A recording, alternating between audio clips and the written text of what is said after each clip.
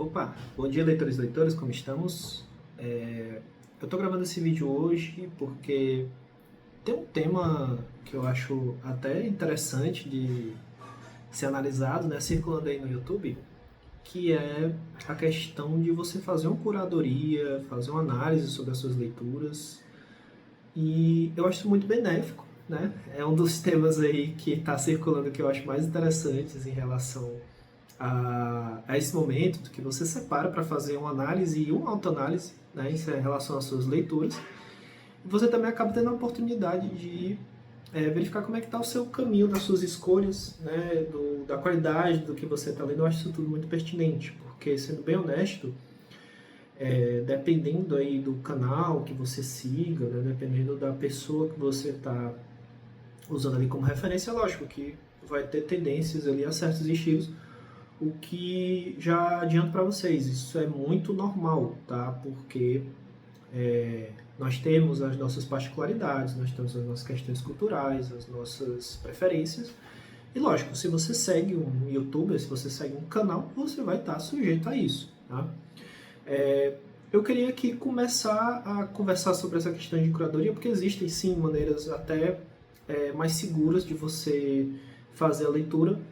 E já adianto que pelo menos duas delas em específico são um pouco mais trabalhosas, mas que valem a pena porque qual é a questão principal de você fazer uma curadoria? É você entender que você, como iniciante ou até como um leitor de já um arcabouço, né, uma coletânea de livros interessantes, mais de conhecimento intermediário, você não está necessariamente apto ou pronto para você mesmo ser capaz de fazer as suas instruções, né? Ou seja, você seguir ali por um caminho seguro em relação a isso e você pode dizer, realmente eu estou com uma qualidade de leitura bacana, né? Lógico, esse vídeo é para pessoas que têm interesse em fazer isso, tá certo? Quem realmente só segue o hábito de leitura e não está interessado nisso, tá? Agradeço já os 2 minutos, né, de vídeo e recomendo que você siga para outro tipo de vídeo, outro tipo de conteúdo, tá? Eu separei aqui 4 formas, tá, de fazer isso, que são mais seguras. Uma delas não necessariamente depende de você, tá? Existe uma necessidade de você ter ali uma segunda pessoa, mas ainda assim é bastante interessante porque eu posso tirar pela minha experiência, me ajudou muito, né, a criar a minha própria curadoria, tá? Então, sem mais delongas, vamos para os métodos, né, e materiais que a gente tem para fazer isso. E já adianto que nós fomos muito agraciados com uma aqui, na primeira da lista em específico, que eu garanto com 100% de certeza de que você adquirindo nessa obra aqui, você já vai estar seguro para o resto da sua vida. Porque a gente está falando aqui de uma obra feita aqui no Brasil, mas que tem um peso gigantesco. Né? É uma joia da literatura, tá? Sem sombra de qualquer dúvida. E eu estou falando aí de Otto Maria Carpo e, logicamente, aqui é a história da literatura ocidental. Né? Essa versão aqui, gente, você vai... Essa em especial né, da Biblioteca do Senado. Tá? Você adquire, tem um site, tá, específico para isso. Eu peguei ela por 2 motivos, tá? Ela está bem completa, você vai ter versões mais reduzidas, tá, aí no mercado, mas ao mesmo tempo também ela é muito acessível. Eu comprei ela aqui na época, foi R$ 120 e são 4 volumes deste porte aqui, tá?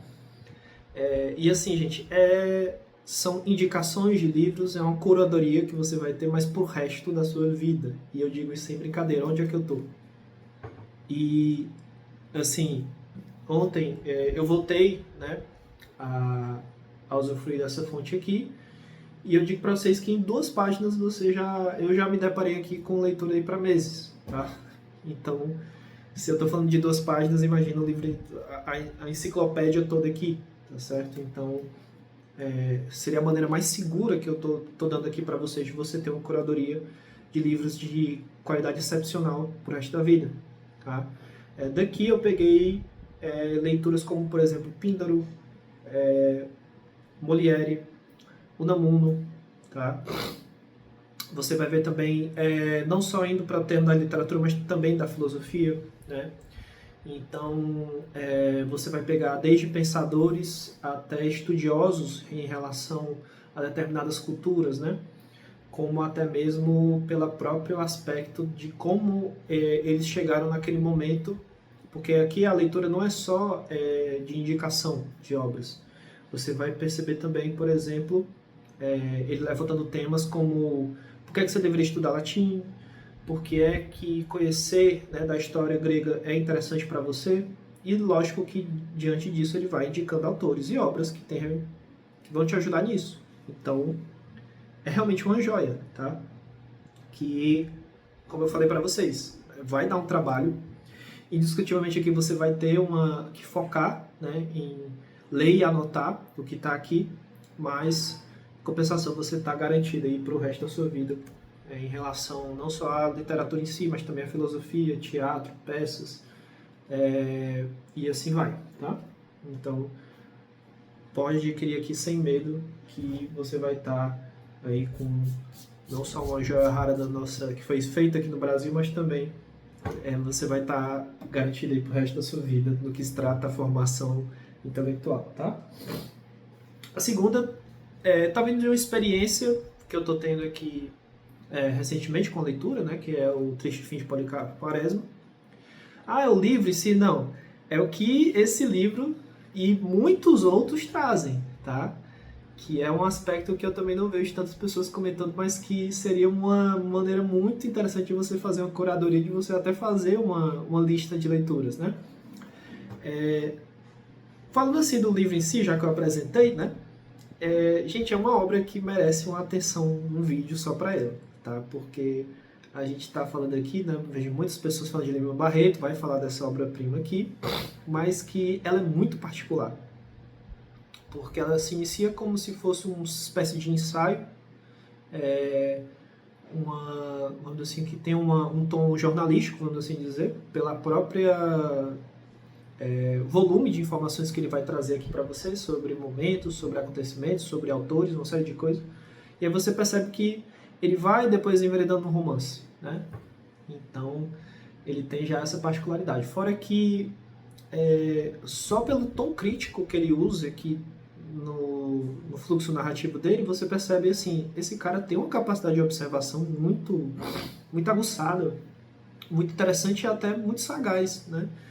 E eu percebi aqui que a gente estava diante de um excelente jornalista, né? Eu digo porque eu já peguei outros autores que tinham essa capacidade jornalística, como por exemplo George Orwell, né? E o cara consegue ser brilhante, né, nesse aspecto. E ele mescla essa característica do jornalismo com o romance e é algo muito particular, tá? Eu tenho certeza que vão ter outras obras, como por exemplo Os Sertões, mas a pegada, né, indo de um romance jornalístico é completamente diferente. É mais didática. Aqui a gente está falando de algo mais crítico e ao mesmo tempo com fluxo de conhecimentos, com fluxo narrativo que vai enveredando ali no romance, né? E aí é um livro que merece um espaço só para ele, tá? Uma análise só para ele. Mas o que é interessante? Porque em todas essas obras, gente, a gente vai ver aqui eu vou preferir ler do que mostrar para vocês, lógico, mas a gente vai ter o próprio autor citando não só livros, né, e obras no próprio texto, e isso é uma coisa, né, que justifica, por exemplo, inclusive essas marcações que eu faço, porque aqui a gente vai ter as indicações, né? Aqui no caso são as fontes de inspiração, né? Então, lendo um pouquinho, né? Praticando uma literatura realista e engajada, muito inspirada em autores como Tolstói, Dostoiévski, Flaubert, Balzac, Taine, Bugler, Stendhal, né? Voltaire, essa de Queiroz. Então, assim, daqui eu já tive, né, uma lista de autores para que eu possa conhecer as obras. E aí você não só conhece um pouco mais da particularidade de pensamento desse próprio autor, como também você vai conhecer outros autores que, assim, já olhando aqui por cima a lista já é algo excepcional, né? Então, eu diria para vocês, quando adquirirem um livro, ficarem muito atentos a essas indicações que os autores dão, porque já é uma fonte preciosa de autores ali e obras que se inspiraram para que você possa formar, né, a sua base ali de estrutura para a sua coleção, sua biblioteca, né? E assim, é muito, muito importante você fazer isso, e praticamente todos os grandes autores aí vão fazer esse estilo, tá? Inclusive, lembrando aqui agora, outra obra que eu já adquiri, que eu ainda não li, mas está aqui na minha lista, é Middlemarch, né? Que, da Marianne, né? Que vocês vão ver lá o George Eliot, tá? Que no caso era uma escritora que teve que se disfarçar, né? Usar o seu nome artístico como homem para ter a obra aceita. Mas o Otto Maria Carpo aqui e o próprio Jorge Sand, que também era mulher, né? Comentam que das obras de literatura é a única da época dela que poderia ser considerada uma obra realmente para pessoas adultas, né? É uma obra madura, e isso chama muita atenção, né? Então, essa seria a segunda, tá? Que é você olhar os livros, né? Os seus autores, as obras, e você perceber que lá, na própria obra, já existem indicações. E anote, tá? Anote, coloque na sua lista, procure livros, né, desses autores, porque você com certeza vai encontrar joias preciosas aí para fazer a sua auditoria e para também fazer a sua lista, tá? Gente, o outro, isso aqui é uma coisa particular, né, mas que eu posso compartilhar aqui com vocês, que eu estou fazendo de uma maneira aqui bem amadora, tá? Bem... como é que eu posso dizer assim, bem pueril, tá? Eu faço uma lista das minhas memórias, então aqui dentro eu tenho todas... eu estou fazendo a lista própria, né? De leituras que eu já fiz, eu tenho essa aqui que o objetivo por enquanto é chegar a 100 leituras, tá na 90ª, tá? E fora essas leituras, né, que eu pretendo chegar aqui nos 100 melhores que eu li, já passou disso há muito tempo, mas não foram todos os livros que eu li que eu, pela questão do meu conhecimento, né, da minha percepção, eu considero obras-primas, né, da literatura, mas já tem bastante coisa. E fora isso eu coloco aqui as minhas próprias escritas, né, eu faço ali poemas e poesias, eu anoto frases importantes de livros, porque são, né, às vezes o próprio autor ele tem uma capacidade narrativa ali que toda essa narração vai culminar numa ideia, em uma frase, né? Eu tenho, acho que vocês que já conhecem o vídeo do canal, eu tenho essa característica de pegar a frase que mais me impactou no livro, né? Que ela por si só já traz toda a ideia da obra, né? Seria algo nesse sentido. Então aqui eu tenho a lista de frases dos livros, as minhas poesias e poemas que eu anoto, a questão também das minhas ideias, né? Às vezes eu faço aqui pequenos ensaios, né? Eu tenho cartas que eu escrevo, são cartas póstumas, tá? Que eu acho que é interessante que as pessoas leiam e conheçam depois que eu morrer, né? Mas tem cartas aqui que eu deixo para cada pessoa do meu círculo afetivo que tem um peso muito grande, né? Minha própria esposa, né? E aí eu construo aqui uma espécie de diário, que é uma coisa que era muito comum, tá? Quando eu era mais novo, mas era das mulheres, fazer um diário, né? Que era a coisa mais sagrada do mundo, tinha até uma chavinha que você colocava para trancar, era algo muito, muito bacana e muito intimista, muito particular, mas que a gente tem perdido essa capacidade porque, afinal de contas, isso praticamente é uma espécie de universo que parece que foi vivido, que hoje em dia não faz mais sentido, mas confesso para vocês que vale a pena investir nesse tipo de, vamos dizer assim, nesse tipo de investimento pessoal, né? E aqui tá, certo? Então, assim, somado esses dois, você tem um local que você anote para que você não se perca, né, nas suas escolhas e nem fuja aos estilos que você escolheu. É muito importante, né? Fora que essa lista que eu fiz aqui não são só livros de romances de literatura. A gente vai encontrar aqui também poemas, poesias, ensaios, livros de filosofia. Então, abarca um universo muito maior do que só o da literatura. tá? E lógico, de cunho pessoal, né? São as minhas percepções e as experiências que eu tive com essas obras, né? Não vai fugir disso. E a quarta, eu não tenho como apresentar para vocês, porque é algo, vamos dizer assim, vamos dizer assim, do meu próprio cotidiano, que é você buscar os autores, né? Logicamente eles precisam estar vivos, tá certo? Mas você buscar os autores das suas obras, né? E no caso, né, eu sei que existe esse risco, né, do autor ser enviesado e tudo, mas é uma coisa muito interessante porque, por exemplo, eu me correspondo com um tradutor, né? Eu vou até deixar o link do YouTube dele aqui para vocês conhecerem, mas ele é o tradutor das obras de Dostoiévski aqui no Brasil, né? Hoje, inclusive, ele não está mais atuando no ramo da tradução, o que é uma grande lástima, né? Mas é algo da particularidade dele, tem os motivos dele, e que ele tem sido o meu guia em relação a leituras, né? Então, não só as obras de Dostoiévski, mas a maioria das obras russas, né? Como Pushkin, como o próprio o Mikhail Kuzmin, que eu tenho hoje existe uma dificuldade em encontrar livros e encontrar obras desse autor, tá? Mas o cara é de uma genialidade que eu li 12 páginas praticamente e vi que esse homem era um gênio, né? Então ele me ajudou muito a me guiar em relação a essas leituras e eu coloquei minhas impressões, coloquei minhas conclusões, né?